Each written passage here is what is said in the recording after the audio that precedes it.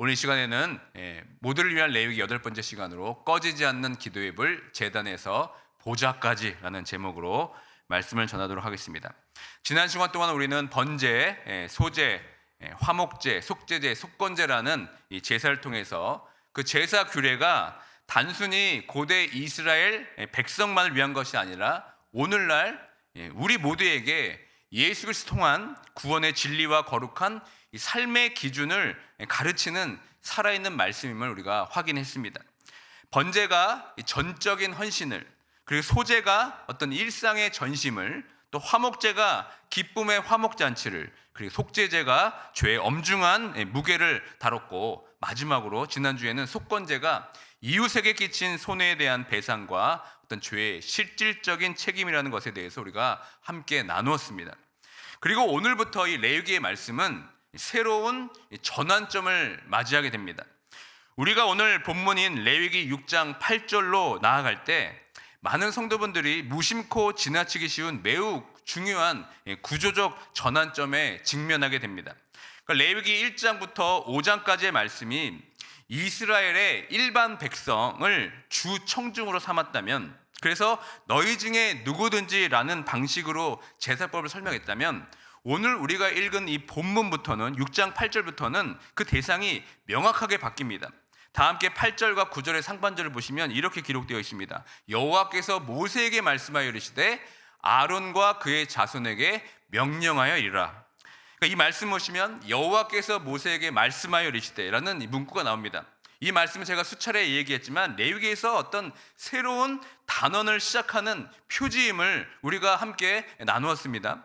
그리고 여러분 그 뒤에 9절 보시면 어떤 말씀이 붙습니까? 아론과 그의 자손에게 명령하여 이르라 라는 이 문구가 덧붙여집니다.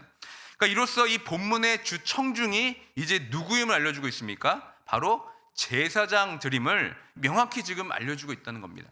그러니까 1장부터 5장까지는 제물을 드리는 어떤 일반 백성의 시각에서 제사가 다뤄졌다면, 이제부터는 그 제사를 관리하고 집행하는 이 제사장의 시각과 책임에 초점이 맞춰져 있는 겁니다. 그렇기 때문에 레위기 6장과 7장의 내용이 앞선 1장과 5장의 내용과 중복되는 것처럼 느껴질 수가 있다는 겁니다. 그런데 여러분, 이것은 중복이 아닙니다. 이 구조적 변화는 제물을 드리는 청중의 책임과 제사를 집행하는 제사장의 책임을 지금 명확히 구분하고 있습니다. 그래서 제사장의 이 제사를 위한 엄중한 역할을 강조하기 위한 하나님의 어떤 의도적인 배열임을 우리가 깨달아야 됩니다. 오늘 본문 6장 8절부터 7장 끝까지는 제사장이 이 5대의 제사를 어떻게 관리하고 집행하며 제물의 어느 부분을 취할 수 있는지에 대한 이 규례를 아주 상세히 다루고 있습니다. 흥미로운 것은 이렇게 주 청중이 바뀌면서 이 5대 제사를 다루는 순서가 여러분 바뀌게 된다는 사실입니다. 앞에서 다룬 일반 백성에게 속한 이 본문과 오늘 우리가 읽은 제사장을 위한 본문에 보면은 제사의 순서가 바뀌어져 있습니다. 그러니까 일반 백성에게 말씀하신 1장부터 5장의 그 제사들은 일반 제사, 즉 번제, 소제, 화목제, 그리고 특수제사인 속제제, 속건제 이렇게 나열하고 있지만, 오늘 우리가 읽은 6장부터 이 7장까지의 내용은 어떻습니까? 이 제사장을 위한 이 본문은 번제와 소제를 먼저 다룬 후에 특수제사인 속제제와 속건제를 다룹니다. 그러면 여러분 무엇이 남았습니까? 화목제가 남았습니다. 그러니까 화목제가 가장 마지막에 다루게 됩니다.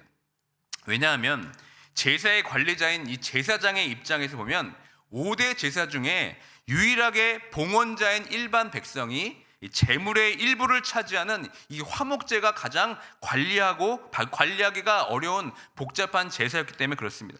그런 이유로 해서 화목제의 본문이 이 5대 제사 중에서 유일하게 앞에 일반 백성에게 알려준 제사법보다 아주 깁니다. 그래서 맨 뒤에 화목제가 설명되어 있습니다. 그렇다면 여러분들께 한번 질문을 드려보도록 하겠습니다. 이스라엘 백성들이 이런 이 5대 제사를 여러 번의 제사를 한 번에 드릴 때 그 순서가 여러분 어떻게 진행되겠습니까? 대부분 이렇게 질문을 드리면 번제라고 대답하기가 쉽습니다. 왜냐하면 5대 제사 중에서 번제가 가장 먼저 다뤄지기 때문에 여러 제사를 함께 드릴 때 우리는 그냥 고민 없이 번제가 가장 먼저 드리는 제사라고 생각합니다. 근데 여러분, 이 여러 제사를 함께 드리게 될 때 그 순서는 번제가 아닙니다. 가장 먼저 드리는 제사가 무엇이 되겠습니까? 속죄제입니다. 속죄제를 가장 먼저 드립니다. 그 뒤에 번제, 그 다음에 화목제, 이 소제의 순서로 이어지게 됩니다. 이것은 실제 하나님께 나아가는 제사의 어떤 실행 순서는 어떤 신학적 원리를 따라서 엄격히 진행되는 겁니다. 우리가 거룩하신 하나님께 죄 있는 어떤 인간의 불완전한 헌신으로 나아갈 수가 없습니다. 따라서 하나님과의 관계 회복의 모든 것이 바로 예배의 첫걸음입니다. 그렇기 때문에 가장 먼저 드려진 제사가 속죄제입니다. 그러니까 이 속죄제는 인간의 죄 문제를 다루고 용서를 얻어내어서 예배자가 이제 하나님께 나아갈 수 있게 되는 것입니다. 이는 오직 예수 그리스도의 대속의 피로 말미암아 우리가 의롭다함을 받은 칭의의 교리와 정확하게 일치하는 겁니다. 그러니까 죄사함 없이는 어떤 헌신도 거룩하신 하나님께 도달될 수가 없는 겁니다. 그리고 오직 속죄제를 통해서 우리의 죄가 용서되고 하나님의 관계가 회복된 후에야 비로소 우리가 죄인에서 의인으로 신분이 바뀌었음에 대한 기쁨과 감사함으로 우리 자신의 전체를 하나님께 불살라 드리는 번제, 즉 전적인 헌신을 드릴 수 있게 되는 겁니다. 그러니까 우리를 향한 하나님의 긍휼과 용서가 먼저 우리에게 주어진 다음에 그 은혜에 감격한 우리가 스스로를 부정하고 전심을 다해 순종하는 삶, 이 번제의 삶으로 나아가게 되는 겁니다. 그러니까 죄의 문제가 해결되지 않는 인간의 노력은 단순한 어떤 종교적 열심일 뿐입니다. 그리스도의 속죄의 은혜를 입은 자의 헌신만이 하나님께서 기뻐하시는 산 제사가 되는 것입니다. 우리가 그 다음 살펴볼 내용은 제사장에게 요구된 책임입니다. 이 제사장의 역할은 이스라엘 백성들에게 아주 중요한 역할이었습니다. 이 제사장들은 모든 거룩한 것의 중개자 역할을 했습니다. 제사장들은 영적으로 위험한 지역인 하나님과 그 백성 사이에 서서 예배를 드리고 중보자 역할을 했습니다. 오늘 본문도 마찬가지입니다. 이 제사도, 이 번제도 이 제사장 외에는 하나님 앞에 나아갈 수 없기 때문에 오늘 제사와 관련된 구체적인 문제에 대해서 하나님의 그 명령을 정확히 받고 그것을 이행해야 했습니다. 먼저 우리가 살펴볼 단어가 있는데 가서 규례라는 단어입니다. 이 단어는 6장 9절, 또 그 다음에 소제를 다루는 14절, 그 다음에 25절, 7장 1절, 11절 이렇게 5번이나 등장합니다. 그러니까 제사장들은 영적으로 위험한 지역인 이 하나님과 백성 사이에 서서 그분의 거룩하심을 침해하지 않고 백성들이 죽임을 당하지 않도록 이 하나님이 마련하신 이 은혜의 이 안전 매뉴얼인 이 규례를 정확히 받아들이고 이해하고 그것을 실행해야 했습니다. 그래서 제사장이 자기 마음대로 예배를 드리는 것이 아닙니다. 오직 하나님의 정해진 뜻대로 예배를 집행해야 할 최우선적인 책임이 있는 겁니다. 그래서 이 엄중한 규례에 대한 순종의 책임은 오직 우리의 영원한 대제사장이신 예수 그리스도에 의해서만 사실 완벽하게 성취되었습니다. 그분은 율법의 한 획, 한 점도 어기지 않으시고 하나님의 뜻을 온전히 순종하여서 우리의 참되고 유일한 규례가 되셨습니다. 그리스도께서 이 규례를 온전히 성취하신 것은 그분이 우리의 영원한 대제사장으로 서 계심을 의미하고 있습니다. 웨스트민스터 신앙고백서 제8장에 보면은 그리스도의 중보자에 관하여라는 학문이 있습니다. 그러니까 그리스도께서 단 한 번의 제사로 영원한 구속을 이루시고 지금도 항상 살아 계셔서 우리를 위해 계속적인 중보를 하시는 영원한 대제사장임을 고백하고 있는 겁니다. 그러니까 그분의 영원한 중보야말로 제사장에게 주어진 모든 엄중한 규례의 궁극적인 존재 이유가 됩니다. 오늘 본문 6장 8절부터 7장 끝까지는 제사장이 집행해야 할 5대 제사의 규례를 모두 다루고 있지만 그러나 이 새벽 예배에 제한된 시간 때문에 제가 오늘은 특별히 그 핵심인 이 번제의 규례에 초점을 맞춰서 제가 말씀을 전하도록 하겠습니다. 그러니까 여기서 제사장에 주어진 단 하나의 절대적인 사명이 있습니다. 그것은 무엇입니까? 이 제단의 불이 결코 꺼지지 않게 해야 한다는 겁니다. 하나님께서는 이 명령이 얼마나 중요한지 이 짧은 본문 속에서 9절에도 나오고 12절에도 반복되고 또 13절에 걸쳐서 제단의 불이 결코 꺼지지 말라고 3번이나 반복하고 계십니다. 그러니까 번제물은 제단 위에서 아침까지 온 밤을 있어야 했고 이 제단의 불은 항상 계속해서 그 위에서 불타고 있어야 했습니다. 이 불을 끄지 말라는 준엄한 명령이야말로 번제의 규례를 집행하는 제사장의 가장 핵심적인 사명이었습니다. 그렇다면 어떻게 이 불이 꺼지지 않도록 유지할 수 있겠습니까? 그 조치로 본문은 다음에 몇 가지를 이야기합니다. 9절에 보시면 번제물은 반드시 제단의 석쇠 위에서 아침까지 온 밤을 있어야 합니다. 이것은 번제물이 제단 위에서 계속 타게 함으로써 불이 꺼지지 않게 하는 것입니다. 아마도 여기서 말하는 번제물은 민수기 28장 3절부터 8절까지 언급하고 있는 상번제, 즉 매일 드리는 번제 중에서 아마 저녁 제물로 보입니다. 그리고 또 12절 보십시오. 제사자가 어떻게 합니까? 아침마다 나무들에게 불을 붙이라고 말씀하고 있습니다. 그러니까 이처럼 제단에 불을 꺼지지 않기 위해서 제사장들에게 아주 세세하고 자세한 명령을 하나님께서 주신 것입니다. 그렇다면 여러분, 이 제단에 불이 꺼지지 않게 하는 것이 왜 이렇게 중요한 사명입니까? 그 이유에 대해서 출애굽기 29장 42절에서 이렇게 말씀하고 있습니다. 우리 다 함께 읽도록 하겠습니다. 이는 너희가 대대로 여호와 앞 회막문에서 늘 드릴 번제라. 내가 거기서 너희와 만나고 내게 말하리라. 아멘. 그러니까 즉 꺼지지 않는 불은 무엇을 이야기합니까? 거룩하신 하나님이 늘 함께 하신다는 그 임재의 상징인 겁니다.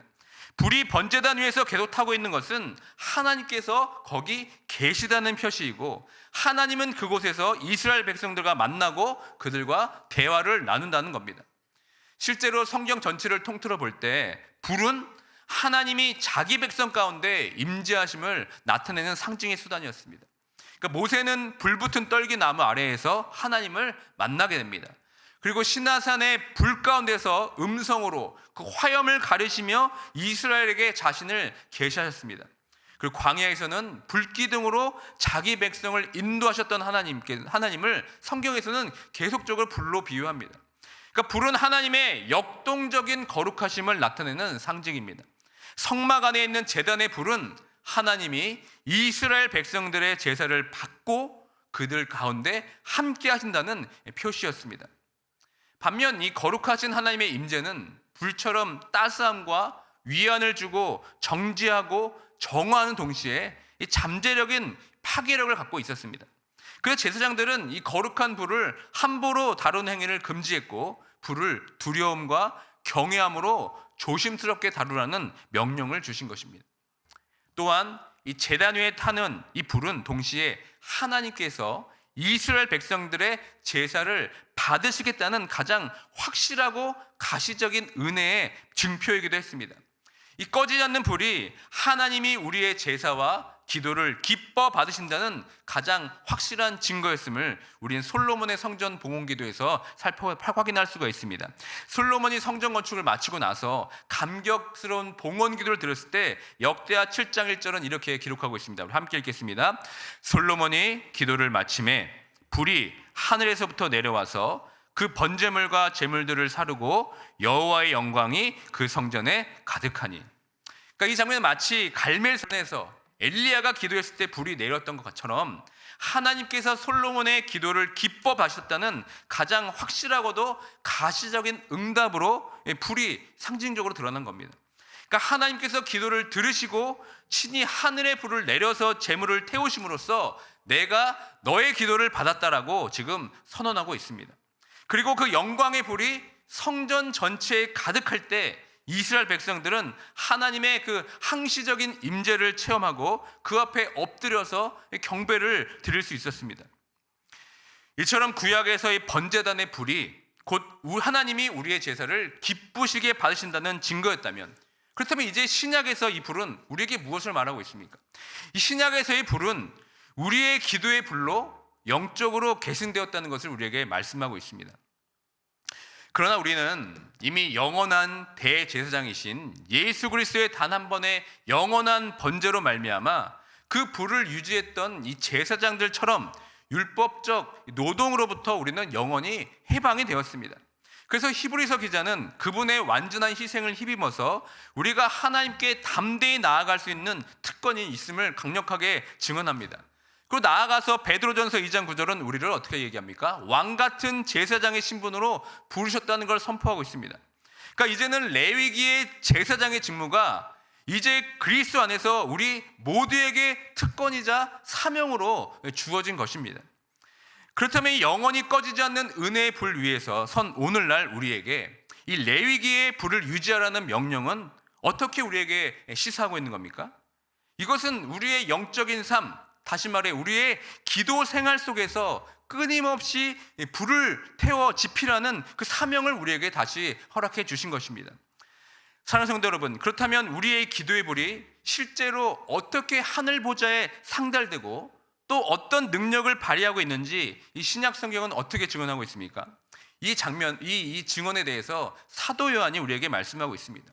사도 요한은 하나님 나라의 예배를 환상 가운데 보면서 이 구약의 번제 불이 우리의 기도로 이어지고 있음을 가장 생생하게 우리에게 보여주고 있습니다. 다 함께 요한계시록 8장 3절부터 5절까지의 말씀을 함께 읽도록 하겠습니다. 또 다른 천사가 와서 제단 곁에 서서 금 향로를 가지고 많은 향을 받았으니 이는 모든 성도의 기도와 합하여 보좌 앞 금 제단에 드리고자 함이라. 그 향연이 성도의 기도와 함께 천사의 손으로부터 하나님 앞으로 올라가는지라. 천사가 향로를 가지고 제단에 불을 담아다가 땅에 쏟음에 우레와 음성과 번개와 지진이 나더라. 여러분, 이 장면은 사도 요한의 환상이었습니다. 이 놀라운 천상의 예배의 장면이 어떻게 됩니까? 구약의 번제단이 신약에서 어떻게 완성하는지를 우리에게 보여주고 있습니다. 그래서 제가 세 가지로 증언하면 이렇습니다. 첫째는 무엇입니까? 우리의 기도는 하나님이 흠양하시는 향기로운 향이라는 것입니다. 그러니까 구약의 제사장이 번제물을 불살라서 그 연기를 하나님께 올려드렸듯이 요한계시록은 어떻게 우리에게 보여주고 있습니까? 성도의 기도를 곧 향연이라고 선포하고 있습니다. 그러니까 우리의 기도는 여러분 허공에 흩어지는 연기가 아닙니다. 메아리가 아닙니다. 우리의 기도는 그리스도의 피를 공로를 의지하여서 하나님께 상달되는 그분께서 가장 기뻐 받으시는 가장 향기로운 영적 제물인 겁니다. 두 번째는 우리의 기도는 꺼지지 않는 이 제단의 불에 실려 있다는 겁니다. 천사가 금 향로에 기도를 담아 오를 때 중요한 것이 무엇입니까? 그 향로에 제단의 불을 함께 담았다는 사실입니다. 이 제단의 불은 거룩하신 하나님의 임재와 성령의 능력을 상징하는 겁니다. 우리가 아무리 힘써 기도하고 우리의 열심과 의지로 기도한다면 이 기도의 불이 사실 꺼지기가 쉽습니다. 그러나 우리의 기도가 이 그리스도의 제단, 곧 성령의 불에 의해 실릴 때 우리의 기도는 꺼지지 않는 영원한 불이 됩니다. 이는 우리가 우리 자신의 능력으로 기도하는 것이 아니라 로마서 8장 26절의 말씀처럼 성령께서 말할 수 없는 탄식으로 우리를 간구하시는 그 능력 안에서 기도하는 것임을 우리에게 확증하고 있는 겁니다. 셋째는 기도의 불은 하나님의 역사를 일으킵니다. 천사가 제단의 불을 향로를 담아서 땅에 쏟을 때 어떻게 됩니까? 우레와 음성과 번개와 지진이 뒤따랐습니다. 그러니까 이 놀라운 현상은 우리의 기도가 단순히 어떤 개인적 만족을 위한 영적인 행위로 끝나는 것이 아니라 하나님의 그 주권적인 심판과 구원의 역사를 이 땅 가운데 불러일으키는 아주 강력한 불이라는 것을 선포하고 있는 겁니다. 사랑하는 성도 여러분, 이 번제단의 불은 곧 우리의 기도의 불인 것입니다. 이제 우리는 레위기의 가장 엄중한 명령 앞에 섭니다. 제단 위의 불은 결코 꺼지지 않게 하라. 여러분, 이 명령은 구약의 제사장들에게는 아주 무거운 짐이었고 인간의 끊임없는 수고와 노동이었습니다. 그런데 여러분, 위대한 반전이 일어납니다. 우리의 영원한 대제사장 예수 그리스도께서 십자가의 단번에 영원한 번제물이 되심으로써 그 불을 유지했던 그 율법의 무거운 짐을 영원히 우리에게 제거해 주셨다는 사실입니다. 그 대신 우리에게는 놀라운 특권이 주어집니다. 그것이 무엇입니까? 우리의 기도가 천사의 손에 들린 금 향로에 담겨서 그리스도의 제단, 곧 성령의 거룩한 불에 실려서 하나님의 그 보좌 앞에 상달되는 이 기도의 특권이 우리에게 주어졌다는 사실입니다. 솔로몬의 성전 봉헌 기도에 불이 내려와 응답하셨듯이 지금도 우리의 기도를 통해서 하나님의 역사를 이루어 가시겠다는 확실한 약속을 우리에게 선언하고 있습니다. 이 번제단의 불은 여러분 가만히 있는 불이 아닙니다. 타오르고 또 연기를 내고 재물을 소비하고 하늘로 상달되며 결국 온 땅에 역사를 일으키는 가장 역동적인 현장이 바로 번제단의 불입니다. 그렇다면 여러분, 지금 우리 한인제일장로교회 이 기도의 번제단은 어떻습니까? 만일 우리의 교회의 기도의 번제단이 고요한 침묵 속에 머물러 있다면 우리가 오늘 이 새벽 우리 마음에 하나님의 이 번제단의 불을 간절히 우리가 간구해야 합니다. 사랑하는 성도 여러분, 여러분의 그 기도의 침묵이 혹시 다른 성도들을 기도하지 못하게 하는 냉랭한 정적은 아닙니까? 여러분이 입술도 열지 않고 성대를 울리지도 않는 그 간절 없는 기도는 오히려 공동체의 기도를 소멸하는 그 원인이 될 수가 있습니다. 여러분, 침묵은 경건함의 중요한 표시가 맞습니다. 그러나 그 침묵 속에 기도의 열정이 식어서 만약 그 기도가 냉랭한 상태라면 그것은 여러분 곧 꺼진 불입니다. 솔로몬의 기도와 계시록의 기도는 아주 역동적인 불입니다. 그리고 레위기의 불 역시 마찬가지입니다. 불은 여러분 가만히 있지 않습니다.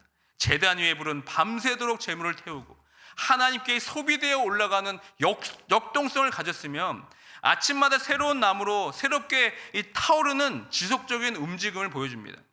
이 번제단의 불은 여러분 가만히 있는 불이 아닙니다. 하늘로 상달되며 결국 온 땅에 역사를 일으키는 가장 역동적인 현장이 됩니다.